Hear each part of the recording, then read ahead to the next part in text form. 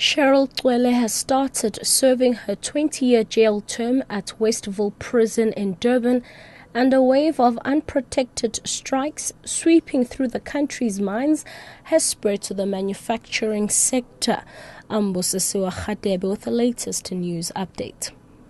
Convicted drug dealer Sheryl Cwele has started serving her 20-year jail term at Westville Prison in Durban. On Monday, the Supreme Court of Appeal extended the sentences imposed on Cwele and her accomplice, Frank Nabolisa, from 12 years to 20 years. The two were found guilty of drug dealing by the Pietermaritzburg High Court in May last year. Cwele was given until today to turn herself in. Nonjabulo Mntungwa reports.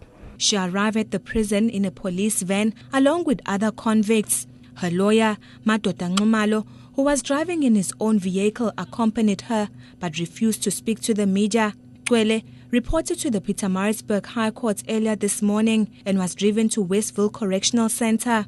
According to legal experts, Cwele will have to serve half of her sentence, which is 10 years, before she can qualify for parole. Her co-accused, Frank Nabolisa, has been in custody since their conviction, as he also has other cases pending. For SABC News, I'm Nonjabulo Mntungwa in Durban. The Basic Education Department has been ordered yet again by the North Gauteng High Court to complete all outstanding delivery of textbooks for 2012 to schools in Limpopo. Judge Jody Colopin also ordered that the department delivers all textbooks to school for grade 4 to 6 and 11 for the 2013 school year by the 15th of December.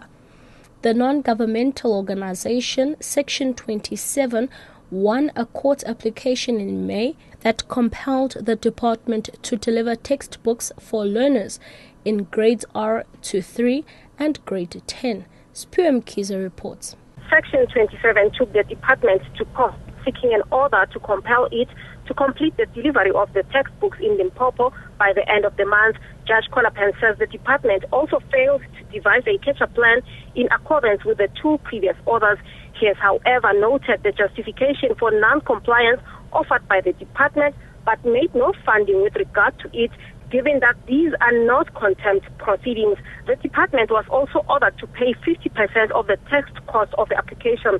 Both Section 27 and the department could not comment as they were not present when the judgment was handed down, and say they will comment once they have studied the court documents. Pietermaritzburg, SABC News. Ratings agency Moody's has announced that it has downgraded South Africa's biggest banks, Absa, Nedbank, First Rand Limited, Standard Bank as well as Investec. This, it says, is due to the revision of the country's foreign currency deposit ceiling to BAL from A3. All five banks, in addition to African Bank Limited, carry negative outlooks on their local currency deposit and debt ratings in line with the sovereign rating outlook. Moody's says that any indication of a weakening of the SA authorities' willingness to support any of the banks could negatively affect the bank's deposit and debt ratings. And lastly, a wave of unprotected strikes sweeping through the country's mines has spread to the manufacturing sector.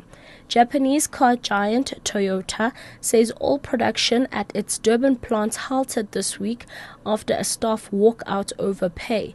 The plant produces 120,000 vehicles a year, half of which are destined for overseas markets.